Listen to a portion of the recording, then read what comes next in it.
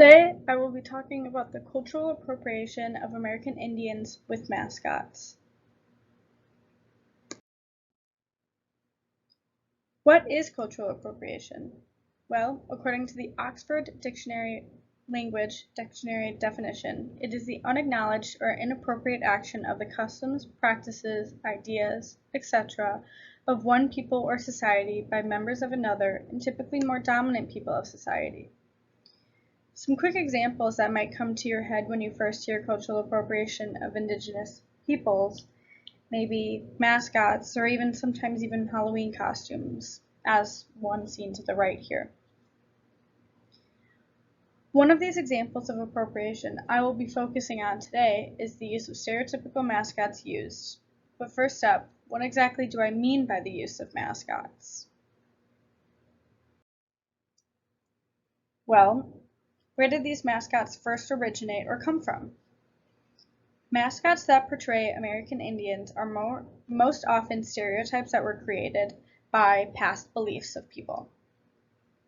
A definition of these stereotypes can be found in the Vine Deloria novel, Custer Died for Your Sins, an Indian Manifesto.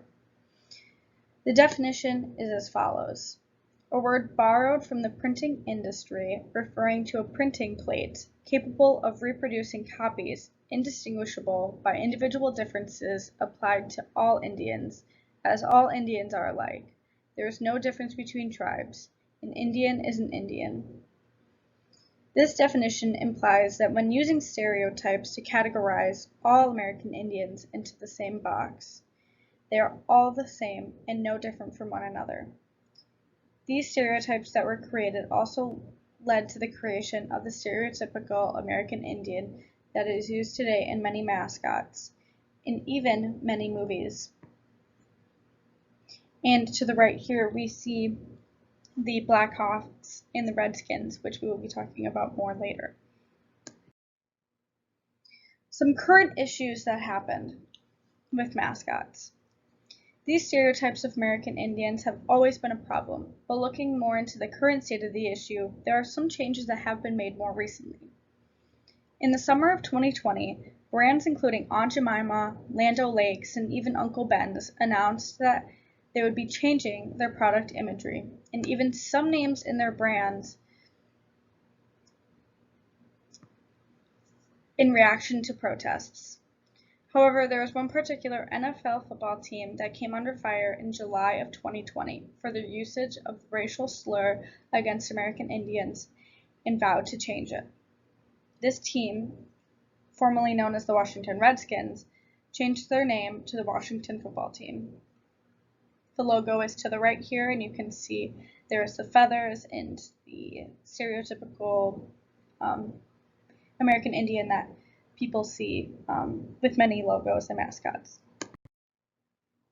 Looking closer at the Washington Football Team, they have been known for a long time as the Washington Redskins, but in a more recent light have been seen in a more negative light due to their racial name. The term Redskin is known as one of the most offensive slurs to American Indians. The Washington Football Team insists, however, that they are using the term to honor American Indians instead of bringing offense to them. On July 3, 2020, the largest corporations, such as FedEx, that sponsor the Washington Football Team, threatened to pull out sponsorships of the team if the name is not changed. At first, team owner Daniel Sander declared that he would, and in all caps, never change the name of the team. Within the next 24 hours, the name was put under review to be changed. On July 13, 2020, the team put out a statement saying that the name was not under review anymore and that it was officially changed, along with the change of the logo. They had gotten rid of the mascot completely. This change was not only pushed for by the sponsors and fans, but also by American Indian advocates as well. And here is the current logo now. There is no mascot. They are just known as the Washington Football Team. So some of these advocates for mascot change. Amanda Blackhorse, who is part of the Navajo tribe, has been one of the biggest advocates for Washington football mascot changes. Her work to change the mascot started in 2006 and she finally signed on the case of Blackhorn et al. Versus Pro Football Incorporated with 4 other Indigenous people. They pushed that the Washington Redskins name and logo were racist and part of a racial slur against the Indigenous communities in their culture. The case led to the 1967 and 1999 patents of the Washington football mascot to no longer be valid. Another advocate for the change of the mascot is Susan Schoen Harjo. She filed the case of Harjo et al. Versus Pro Football Incorporated as well, along with 6 others, to change the name as well, that ended up being overturned in 2005. She was the one who originally started the mascot change, followed by Amanda Blackhorse. This work to change this mascot, this appropriation of their culture, has not just started, but has been a battle for them for many years. Some challenges. The road to making these changes of mascots usages have not always been easy. Many companies and brands that use words such as chief, warriors, braves, and even Indian make claims that they are not using them as racially based names, but as a way to honor American Indians. For NFL and other sports teams, along with high schools, mascots, shown a sense of self-entitlement when using these stereotypes of American Indians as mascots. They deny the fact that they are appropriating the culture, thus ignoring and furthering the problem completely. Heather Davidson, who was a part of the Unangan tribe, recently spoke out about how seeing people appropriate their culture and traditional regalia is a, and I quote, slap in the face. For many years, American Indians have been unable to even practice their religion and culture without repercussions, and sometimes even lethal repercussions against them. So seeing people appropriate them is hurtful to their culture. Another challenge that is faced when using stereotypes as mascots is many times they are done without the consent of the tribe they are appropriating, furthering the issue in the usage of the terms. So as you can see here, the logo is no longer there. So circling back to how these mascots further the problem of cultural appropriation today, many of them are furthered by stereotypes created by cultural appropriation. Many of these mascots were created as creations of stereotypes put in place by past beliefs of American Indians.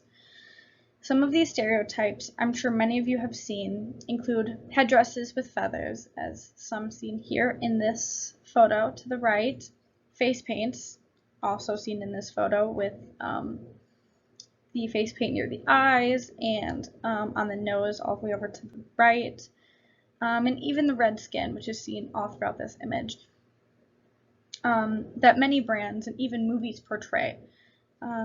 We talked about how the Washington football team recently came under fire for their racially based name, Redskins, that has since been changed on July 13th, 2020.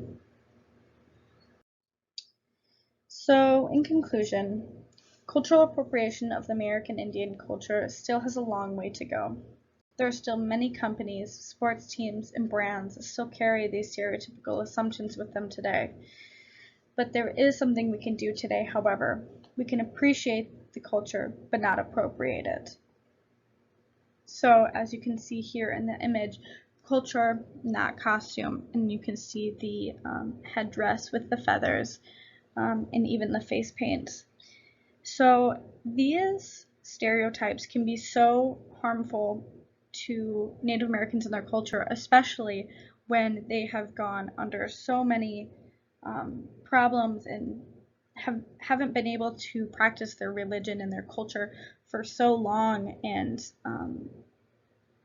through the cultural genocide that they have faced, it is just really important to keep that alive, to appreciate their culture, and to not only appreciate it, but help be an ally,